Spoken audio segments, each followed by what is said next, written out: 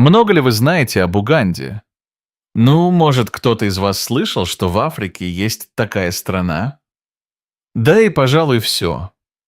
Она не выделяется ни своей площадью, ни большим населением, ни какими-то яркими достопримечательностями. Однако одна интересная особенность у этого государства все же есть. Уганда– страна, где многое держится на бананах. Да, конечно, бананы едят по всему континенту, но здесь это не просто еда, а настоящая основа жизни. Здесь их выращивают больше, чем где-либо еще в Африке, а потребляют в таких масштабах, что без бананов и вовсе невозможно представить повседневную жизнь людей. Для большинства угандийцев этот плод как рис во многих азиатских странах, как кукуруза в Мексике или оливковое масло в Греции. Но у этой зависимости от одного продукта есть и обратная сторона, а именно тонны банановых отходов, которые каждый день скапливаются в разных уголках страны. И эти горы отходов растут как снежный ком, загрязняя окружающую среду и превращаясь в настоящую экологическую проблему. Так, например, фермеры начали сваливать груды банановых отходов в леса. Однако случилось то, чего никто не ожидал. И вполне вероятно, что это сможет полностью изменить представление об отходах и восстановлении экосистемы. Для начала стоит сказать, что бананы– это не просто сладкий плод, который мы привыкли видеть на прилавках магазинов. Это один из важнейших продуктов на мировом рынке. Представьте, что каждый шестой фрукт, производимый в мире, это банан. По объему производства бананы занимают почетное второе место среди всех фруктов, уступая лишь цитрусовым, и спрос на них растет с каждым днем. Все дело в том, что население Земли стремительно увеличивается, а привычки питания меняются. Все больше людей по всему миру ищут доступные питательные и универсальные продукты, и банан идеально вписывается в эту роль. Эти желтые плоды преимущественно выращивают в тропиках, но их популярность распространилась по всему миру. Сейчас они занимают четвертое место в мире по важности после таких гигантов, как рис, пшеница и кукуруза. Так что неудивительно, что во всем мире выращивается просто безумно огромное количество банановых деревьев. Только вдумайтесь, их насчитывается более 25 миллиардов. Ну и, конечно, многие из них растут в Африке. И вот здесь мы и возвращаемся к Уганде, стране, где выращивается больше всего бананов в Африке. Вот она, на карте континента, в самом его сердце, прямо над озером Виктория.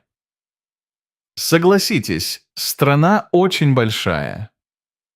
Ее площадь составляет всего 241 тысячу квадратных километров. Но если эта цифра все равно кажется внушительной, то давайте сравним Уганду с ее соседями. Например, с Кенией, которая больше Уганды более чем в 2 раза, ее площадь составляет 570 тысяч квадратных километров. А площадь Танзании вообще почти 1 000 000 квадратных километров. Что уж говорить о Демократической Республике Конго, одной из самых больших стран Африки, которая больше Уганды почти в 10 раз. Все эти страны имеют схожие климатические условия и природу, большое разнообразие флора и фауны, а также высокий уровень влажности. Всего этого вполне достаточно для того, чтобы в стране можно было выращивать миллионы тонн бананов. Но именно Уганда лидирует по этому показателю. По данным за 2023 год, там произвели около 10 миллионов тонн бананов, что сделало ее не только крупнейшим производителем в Африке, но и вторым во всем мире где африканская страна уступила лишь Индии. В Уганде, не побоимся этого слова, целый культ бананов. Более 75% населения страны полагаются на бананы как на главный продукт питания, так что зависимость от этого продукта вполне очевидна. Если это не убедительно, то есть еще один пример. Есть сорт бананов, который выращивается в Уганде – матоке. Так вот, в стране это синоним слова «еда». В Уганде бананы используют везде и всюду. Из спелых плодов готовят пикантные блюда, делают десерты, сок, вино, пиво, а также обезвоженные закуски. Каждый банан здесь ценится, потому что из него можно сделать буквально все. Трудно поверить, но в среднем один житель Уганды съедает около килограмма бананов в день и примерно 200–300 кило в год. Однако бананы используются не только для ежедневного питания, но и для решения глобальных проблем. Например, из них производят готовые к употреблению терапевтические продукты, которые помогают бороться с недоеданием. Одной из самых серьезных угроз для здоровья детей и взрослых в бедных регионах. Немаловажное значение бананы играют и для экономики страны, ведь часть бананов уходит на экспорт. В 2022 году в Уганде заработали 7 миллионов 430 тысяч долларов, отправляя бананы в другие страны, в основном в европейские – Великобританию, Германию, Канаду, Бельгию и Швейцарию. Что самое интересное, внушительных показателей выращивания бананов удалось добиться далеко не сразу. Еще недавно в Уганде и не думали о лидирующих позициях в этой области. Однако сейчас дела все время идут в гору, и выгода производства бананов правительству очевидна. Этот плод обеспечивает 28% национального дохода. Но вместе с неоспоримой пользой бананы создают и проблемы. Сборы и переработка этих фруктов становятся причиной огромного количества отходов. Тонны бананов оказываются на свалке, что создает немало самых разных проблем для фермеров, выращивающих фрукты, а также центров сбора и торговых площадок. Просто для жителей страны. Уганда хоть и экспортирует часть бананов, основная доля все же остается внутри страны. В Кампале, столице Уганды, каждый день образуется более 1500 тонн мусора, сборы и переработка которого городскому совету просто не под силу. В итоге 3/4 этого мусора гниют неубранными на тротуарах, улицах, в канализационных стоках и водоотводах. И если вы представляете себе только кожуру, когда речь идет об отходах, то это не совсем так. Банановые отходы – это еще и отбракованные фрукты, листья, стебли плодовых гроздей, псевдостебли и волокна. Одно банановое растение генерирует отходы, которые могут составлять до 80% от его общей массы. Более того, есть информация, что одна банановая ферма может производить около 220 тонн побочных продуктов или отходов на гектар в год. Сумасшедшие цифры. И, к сожалению, система утилизации этих отходов в Уганде не «и разве это настолько хорошо», чтобы перерабатывать такие большие объемы. А учитывая, что банановые растения состоят из объемного волокнистого растительного материала, их особенно трудно химически или биологически разложить. Но проблема здесь не только в том, что отходы портят внешний вид улиц и гниют буквально везде. Все гораздо серьезнее. Эти отходы вредят не только людям, но и самой природе. Попав на свалку, банановая кожура начинает разлагаться, а в этом процессе участвуют крошечные организмы, называемые метаногенами. Эти микроорганизмы питаются мусором и, вследствие, выделяют метан. В результате кожура банана, преобразованная в метан, соединяется с другими веществами на свалке, образуя так называемый свалочный газ. Все могло бы быть намного проще, если бы дела с энергетикой в Уганде обстояли хоть немного лучше. Но, к сожалению, в этой сфере страна сталкивается с серьезными проблемами. Уганда имеет один из самых низких уровней доступа к электроэнергии, особенно в сельских районах, где как раз и сосредоточено большинство банановых плантаций. Всего лишь 2–3% сельского населения могут рассчитывать на стабильный доступ к электричеству. Это создает настоящие трудности не только для фермеров, но и для всей сельскохозяйственной отрасли, которая зависит от постоянного и доступного энергоснабжения. Кроме того, для переработки банановых отходов и решения экологических проблем, связанных с ними, требуется внедрение современных технологий. Одним из таких решений может быть использование солнечных панелей, которые вполне способны генерировать необходимое количество энергии для промышленной переработки. Однако для большинства угандийских фермеров это остается недосягаемой мечтой. Они сталкиваются с ограниченными финансовыми возможностями, что не позволяет им инвестировать в такие дорогостоящие решения. В итоге фермерам не остается другого выбора, кроме как просто выбросить эти остатки. Например, сгрузить огромные груды банановых отходов прямо в лес. И вот мы подошли к самому интересному, к тому, о чем никто и не мог подумать. В условиях отсутствия эффективной системы переработки фруктовых излишков, фермеры начинают осознавать, что они могут принести пользу. Выяснилось, что банановая кожура и остальные банановые отходы, оставленные на полях или в лесу, начинают разлагаться и улучшают структуру почвы, а также ускоряют рост растений. В течение времени фермеры стали замечать, что леса, где регулярно выбрасывалась кожура и другие части бананов, становились более зелеными и плодородными, а банановые отходы были для них естественным компостом, который восстанавливал землю, насыщая ее питательными веществами. Этот процесс оказался настолько эффективным, что рядом с фермерскими хозяйствами начали использовать леса как места для органической утилизации.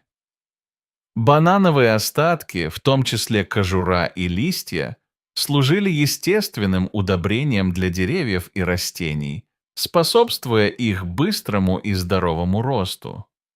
Такой процесс оказался выгодным и для природы, и для сельского хозяйства, создавая устойчивое и экологически чистое решение проблемы переработки. Однако фермеры и до этого вполне умышленно использовали отходы бананов. Правда, они не скидывали их в лес. Есть два основных метода компостирования банановых отходов, каждый из которых имеет свои преимущества и недостатки. Первый – это компостирование в яме или анаэробное компостирование. Второй способ – компостирование в кучах или аэробное компостирование. Кроме того, при любом из способов компостирования можно воспользоваться легальными читами. Добавить в компост птичий помет, коровий навоз и дождевых червей. Таким образом увеличивается скорость разложения и общее качество. Но компост – не единственное полезное применение банановых отходов. В Уганде они активно превращаются из экологической проблемы в экономическую возможность. Например, угандийцы занимаются переработкой банановых стеблей в волокна, которые используются для создания устойчивых текстильных и ремесленных изделий. Да, традиционно банановые волокна извлекаются вручную. Это долгий и трудоемкий процесс, который не подходит для масштабного производства. Однако появился стартап TaxFed, который сотрудничает с фермерами, предоставляющими компании банановые стебли. И вот что интересно. Фермеры начинают осознавать ценность своих отходов, получая дополнительный доход и производя более 200-500 квадратных метров ковров каждый год. Вот как проходит процесс. Компания TaxFed, на заводе которой трудится команда из 30 мастеров, закупает банановые стебли по цене $207 за килограмм высушенного волокна, из которого будет сплетен ковер. Но не весь стебель бананового растения идет на переработку. Используется лишь его внутренняя часть, а остальное возвращается фермерам, чтобы стать органическим удобрением. Таким образом, образуется настоящий замкнутый цикл устойчивого производства. И на коврах польза банановых отходов не заканчивается. Местные ремесленники начали экспериментировать с производством биоразлагаемых накладных волос и текстиля, напоминающего хлопок, что идеально для модной индустрии. Также банановый материал перерабатывается в веганскую кожу, из которой делают обувь, ремни, сумки, пакеты и кошельки. И это решает проблему не только с отходами от банановых деревьев, но и помогает справиться с безработицей. Почти 77% населения Уганды моложе 25 лет. При этом в стране один из самых высоких уровней безработицы среди молодежи в Африке. Индустрия бананового волокна поддерживает создание рабочих мест среди молодежи в Уганде. Посредством профессиональной подготовки, развития навыков и бизнес-инкубации, ускоряя занятость по всей стране. Молодые люди, которые воспользовались программами обучения навыкам того же стартапа TaxFed, теперь поддерживают местную туристическую индустрию инновационными изделиями ручной работы. Организация уже обучила более 400 молодых людей. Так что дела у Уганды становятся все лучше и лучше. Экономика страны выросла на 6,8% за первые 6 месяцев 2022 года, по сравнению с 3,7% за тот же период предыдущего финансового года. И этот рост был обусловлен в том числе секторами сельского и лесного хозяйства. Сейчас страна находится на пути к темпу роста в 5,3% за весь финансовый год. Уганда стремится расширить производство экологически чистых продуктов за счет механизации части производственного процесса при сохранении более 60% ручных процессов. Сосредоточившись на массовом производстве продуктов из бананового волокна, африканское государство планирует стать центром передового опыта в производстве экологически чистых, устойчивых продуктов в Африке. И не забывайте, что еще угандийцы обнаружили новую возможность – делать леса более плодородными за счет отходов. Наверняка это тоже окажет влияние на рост экономики. И, кстати, соседи Уганды не отстают в использовании банановых волокон. В одной руандской деревне, окруженной банановыми деревьями, тоже решили не упускать любую возможность воспользоваться побочными продуктами банановых деревьев. Необычное решение предложил глава деревни и британские студенты, которые разработали способ переработки стволов банановых деревьев в волокна, которые высушиваются, смешиваются с пастой и обрабатываются. В результате создаются гигиенические полотенца и подгузники. Женщины Руанды благодарны, так как они почти никогда не могли позволить себе дорогие импортные средства гигиены, а банановых деревьев вокруг полно, ничего импортировать не нужно, все под рукой. Также такое решение отличается дешевизной и легкостью производства даже в больших объемах. А это инженер-эколог Стив Джутсу, который с 2020 года производит биоуголь, борясь с вырубкой лесов. Для производства Стив собирает банановую кожуру, и другую биомассу, доступную в Яунде, столице Камеруна, где ежедневно ее можно получить до 40 тонн. В своей мастерской он производит около 3 тонн биоугля в месяц. Помимо этого, Стив проводит курсы по переработке отходов, развивая навыки местных жителей. Хотя сектор возобновляемой энергетики в Африке предлагает менее 2,4% рабочих мест, усилия Стива закладывают основу для будущего развития. Это все звучит очень здорово. Но у бананов, оказывается, есть проблема, которая может лишить леса удобрений, умельцев волокон, африканских женщин средств гигиены. Бананы потребляют больше агрохимикатов, чем любая другая культура в мире, за исключением хлопка. А все потому, что бананы постоянно подвергаются болезням. Банановые плантации являются монокультурами, то есть там выращивается только один вид, больше ничего. По крайней мере, 97% бананов, продаваемых на международном рынке, относятся к одному единственному сорту – кавандиш. Такое отсутствие генетического разнообразия делает растения очень восприимчивыми к вредителям, грибкам и болезням.